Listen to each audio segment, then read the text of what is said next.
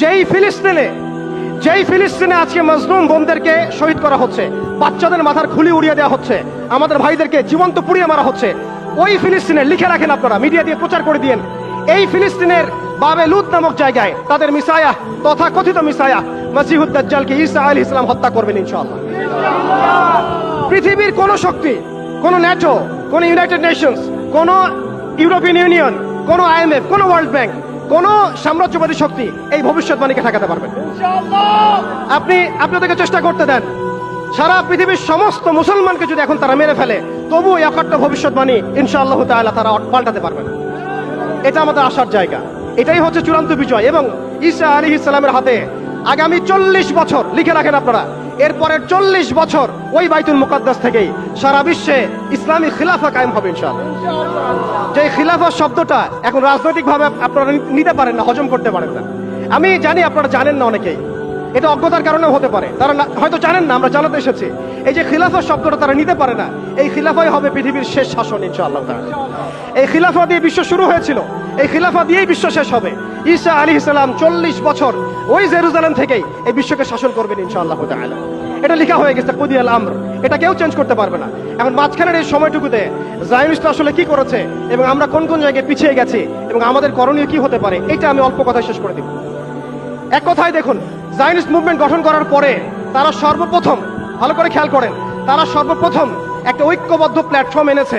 আমরা দেখেন সারা বিশ্বে এখন পর্যন্ত মুসলিমরা একটা ঐক্যবদ্ধ প্ল্যাটফর্ম করতে পারি নাই।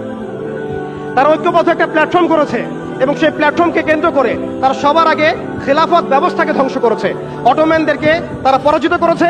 প্রথম বিশ্বযুদ্ধের সেই 1914 থেকে 18-এর মধ্যে তারা বাইতুল মুকাদ্দাসে প্রথম ঢুকেছে এবং তাদের সহযোগী ছিল পশ্চিমা বিশ্ব এবং ব্রিটেন। আজকে আমরা ইসরায়েলের এগেনস্টে কথা বলি ঠিকই, কিন্তু পশ্চিমা বিশ্বের এগেনস্টে আমরা কথা বলতে পারি না, আমরা ব্রিটেনের এগেনস্টে কথা বলতে পারি না। আজকে আমরা ইসরায়েল বিরোধী কথা বলি ঠিকই, আমেরিকার এগেনস্টে আমরা কথা বলতে পারি না। আজকে আমরা তাদের পণ্য বয়কট নিয়ে কথা বলি, এটাও দরকার আছে, কিন্তু তাদের আদর্শ দিয়ে আমাদের ব্যক্তি জীবন, পারিবারিক জীবন, সামাজিক জীবন, ইভেন রাজনৈতিক অর্থনৈতিক জীবন পর্যন্ত ঢেলে সাজানো হয়েছে, এইগুলো আমরা ছাড়তে পারি না। অতএব শুধু এক পেশে দৃষ্টিভঙ্গি দিয়ে আপনি সমস্যার সমাধান করতে পারবেন না। এই সমস্যা অনেক গভীর এবং এটা এত দেরি হয়ে গেছে। আমরা 100 বছর পরে এগুলো নিয়ে কথা বলছি, বিগত 100 বছর আগেই আমাদের এগুলো নিয়ে সচেতন হওয়া উচিত ছিল। এমন নয় যে তৎকালীন সময়কার ভাইরা সচেতন ছিলেন না বা তারা কাজ করেন নাই, করেছেন, কিন্তু এটাই পরীক্ষা, এটা আল্লাহ পাকের মহাপরিকল্পনা। এভাবেই আল্লাহ রাব্বুল আলামিন আমাদেরকে পরীক্ষা করছেন, আমরা হকের পথে থাকি না বাতিলের পথে থাকি। এরপরে এই জায়নিস্ট মুভমেন্ট গঠন করার পর, অটোমান এম্পায়ারটাকে ধ্বংস করার পরে একটা খিলাফা রাষ্ট্র থেকে আমাদেরকে 57টা বিচ্ছিন্ন ছোট ছোট রাষ্ট্র দেওয়া হয়েছে, অর্থাৎ কাঁটাতারের বেড়ার মধ্য দিয়ে আমাদেরকে ভাগ করে ফেলা হয়েছে। এখানকার লক্ষ কোটি যুবক যদি চায় যে আমরা ইসরায়েলে গিয়ে যুদ্ধ করব, তারা যেতে পারবে না। সৌদি আরব থেকে চাইলে যেতে পারবে না, ইয়েমেন থেকে চাইলেও যেতে পারছে না, মিশর থেকে চাইলেও যেতে পারছে না, মালয়েশিয়া থেকে চাইলে যেতে পারছে না, তুরস্ক থেকে চাইলে যেতে পারছে না, পাকিস্তান, আফগানিস্তান থেকে চাইলেও অনেকে যেতে পারছেন না। কারণ একটাই, জাতীয়তাবাদ, জাতীয়তাবাদ এবং জাতীয়তাবাদ। আমরা একটা ধোকার মধ্যে আছি। ওরা আমাদেরকে 4টা গোলক ধাঁধায় ফেলে রেখেছে। অটোম্যানদেরকে ধ্বংস করার পরে, খেলাফা ব্যবস্থা ধ্বংস করার পরে যারা আমাদেরকে 4টা দেবতা দিয়ে দিয়েছে। আমি শব্দটা দেবতা বললাম এই অর্থে, কারণ এই মন্ত্রগুলোর আমরা, তন্ত্র মন্ত্রগুলোর পূজা করছি আমরা। ওই আইয়ামে জাহিলিয়াতে যেমন ছিল লাত, উজ্জা, হুবল আর মানাত, সেই আইয়ামে জাহিলিয়াতে যেমন ছিল লাত, উজ্জা, হুবল আর মানাত, ঠিক এইভাবে খেলাফত ব্যবস্থা ধ্বংস করার পরে তারা আমাদেরকে প্রথম দিয়েছে জাতীয়তাবাদ, ন্যাশনালিজম। এর মধ্য দিয়ে আমাদেরকে বিভক্ত করে ফেলেছে তারা। আপনি চাইলেও তাদের সাথে আপনি যোগ দিতে পারবেন না, আপনি চাইলেও হামাসের ভাইদেরকে সাহায্য করতে পারবেন না, আপনি চাইলেও মাজলুমদের পাশে দাঁড়াতে পারছেন না, কারণ কাঁটাতারের বেড়া দিয়ে আপনাকে আটকে দেওয়া হয়েছে। এরপরে ওরা আমাদেরকে গিলিয়ে দিয়েছে ধর্মনিরপেক্ষতাবাদ। এই মতবাদ দিয়ে মানুষকে ধর্মীয় জীবনে ইসলামের মধ্যে সীমাবদ্ধ করা হয়েছে। রাজনৈতিক জীবন, অর্থনৈতিক জীবন, সামাজিক জীবন, শিক্ষা এবং সংস্কৃতির মধ্য থেকে ইসলামকে বিদায় ঘটানো হয়েছে। এটা হচ্ছে একটা কুফরি মতবাদ, শিরকি মতবাদ। এরপরে দেওয়া হয়েছে আমাদেরকে কমিউনিজম। আমাদের অনেক ভাই এটা বুঝেন না, এটা একটা বৈশ্বিক পুঁজিবাদ। এর মধ্য দিয়ে আপনাকে সুদখোর বানানো হয়েছে এবং নাস্তিক বানানো হয়েছে, আল্লাহ থেকে আপনাকে সরিয়ে ফেলা হয়েছে। কালিমার পতাকা লা ইলাহা ইল্লাল্লাহ মুহাম্মাদুর রাসূলুল্লাহ থেকে আপনাকে সরায় দেওয়া হয়েছে।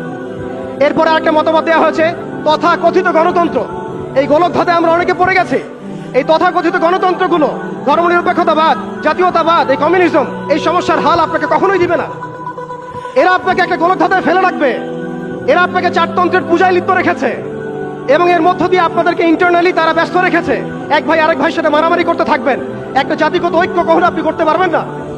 এই মন্ত্রগুলো দিয়ে আমাদেরকে বিভক্ত করে দেওয়ার পরে তারা ব্যাংকিং ব্যবস্থার নিয়ন্ত্রণ নিয়েছে ওয়ার্ল্ড ব্যাংকের মধ্য দিয়ে, IMF এর মধ্য দিয়ে, ইত্যাদি ব্যবস্থার মধ্য দিয়ে, ফেডারেল রিজার্ভ ব্যাংকের মধ্য দিয়ে। শুধু তাই নয়, তারা আমাদের গোল্ড কয়েন, গোল্ড দিনার, সিলভার দিরহামকে উঠিয়ে দিয়েছে, দিয়ে আমাদেরকে কাগজের টাকা দিয়েছে, যার মধ্যে ইন্ট্রিনসিক কোনো ভ্যালু নাই। এটা অরিজিনাল কোনো সম্পত্তি না। এরপরে তারা আমাদেরকে কান্ট্রিতে তো বিভক্ত করেছেই, তন্ত্রমন্ত্র গিলিয়েছেই, ব্যাংকিং ব্যবস্থা তো দখল করেছেই, ইউনাইটেড নেশনসও গঠন করেছে, সমস্ত বড় বড় মিডিয়াগুলো তারা হাতের কবজার মধ্যে নিয়ে এসেছে। আপনি খেয়াল করে দেখেন, পুরো বিশ্বে মিডিয়া দিয়ে তারা যুদ্ধ চালিয়েছে, এবং পুরো বিশ্বে মিডিয়া দিয়েই তারা মুসলমানদেরকে জঙ্গি সন্ত্রাসী বানিয়েছে। পুরো বিশ্বে বড় বড় মিডিয়াগুলোর মধ্য দিয়ে তারা মুসলমানদেরকে জঙ্গি এবং সন্ত্রাসী বানিয়েছে। এটা সত্য কথা, সবাই জানি আমরা এগুলো। আমরা সত্যের পথে দাঁড়াই, এখনো সময় আছে, আল্লাহ পাক আমাদেরকে বোঝার তৌফিক দান করেন। এরপর তারা প্রযুক্তিগত নিয়ন্ত্রণ নিয়েছে। আপনি দেখেন, AI সিস্টেমের মধ্য দিয়ে ঘরে বসে কিবোর্ডের একটা ক্লিপের মধ্য দিয়ে দূর থেকে একটা মানুষকে বোম মেরে উড়িয়ে দিচ্ছে। আপনি এটাকে কিভাবে নিচ্ছেন? এরা প্রযুক্তিগত উৎকর্ষের দিকে এতদূর চলে গিয়েছে যে ঘরে বসে তারা যে কোনো মানুষকে হত্যা করার এখতিয়ার নিয়ে নিয়েছে। সমস্ত মুসলিমদের ডেটা, সমস্ত মুসলিমদের তথ্য, সমস্ত মুসলিম কান্ট্রির ইন্টারনাল যে অ্যাক্সেসগুলো, এই সমস্ত কিছু তাদের নখদর্পণে চলে আসছে শুধুমাত্র প্রযুক্তিগত উৎকর্ষের মধ্য দিয়ে। শুধু তাই নয়, ব্যাংকিং সিস্টেম, প্রযুক্তিগত উৎকর্ষ, মিডিয়া ছাড়াও তারা শিল্প, সংস্কৃতি এবং আদর্শগত দিক থেকে আমাদেরকে তাদের দাস বানিয়ে দিয়েছে।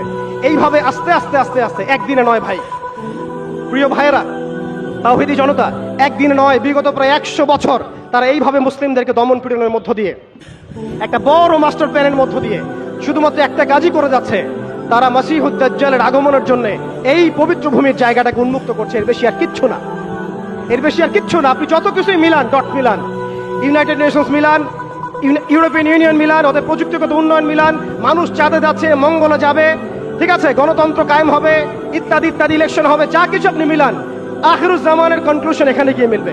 অতএব আমাদের সবাইকে আমাদের ভিতরের চোখটাকে উন্মুক্ত করতে হবে। এই সময়টুকুর মধ্যে আমরা এই গোলকধাঁধার মধ্যে পড়ে গেছি, এটা আমাদের পরীক্ষা। এর মধ্যে শুধু 100 বছরে একবার দুইবার নয়, দফায় দফায় আমরা ক্যালকুলেশন করেছি, প্রায় 300 থেকে 400টা জেনোসাইড তারা ঘটিয়েছে এই গাজার মধ্যে, এই রাফার মধ্যে, এই ফিলিস্তিনের মধ্যে, এই বাইতুল মুকাদ্দাসের আশেপাশের জায়গাগুলোর মধ্যে। বিশ্ব মিডিয়া নীরব। আপনি বলেন, অনেস্টলি বলেন, তাদেরকে সহযোগিতা করেছে কারা? পশ্চিমারা। তাদেরকে অস্ত্র দিয়েছে কারা? ব্রিটেন। তাদেরকে সামরিক সহযোগিতা কে দিয়েছে? এই আমেরিকা। তাদেরকে ব্যাংকিং সিস্টেম কে দিয়েছে? এই পশ্চিমারাই। তাদেরকে মারণাস্ত্র তুলে দিয়েছে কারা? শিশুদেরকে বন্দি করার এখতিয়ার কারা দিয়েছে?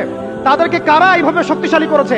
উত্তর এক কথায় আসবে, পশ্চিমারা, পশ্চিমা বিশ্ব, আমেরিকান রেজিম এবং জায়নিস্ট মুভমেন্ট। অতএব আপনাকে আমাকে সতর্ক হতে হবে, আমরা শুধুমাত্র যেন ইসরায়েলকে আমাদের শত্রু হিসেবে চিহ্নিত না করি, বরং ইসরায়েলের সাথে যারাই হাত মিলিয়েছে এবং যারাই তাকে বন্ধুরূপে গ্রহণ করেছে, এই শত্রুদেরকেও আমাদেরকে শত্রু হিসেবে চিহ্নিত করতে হবে।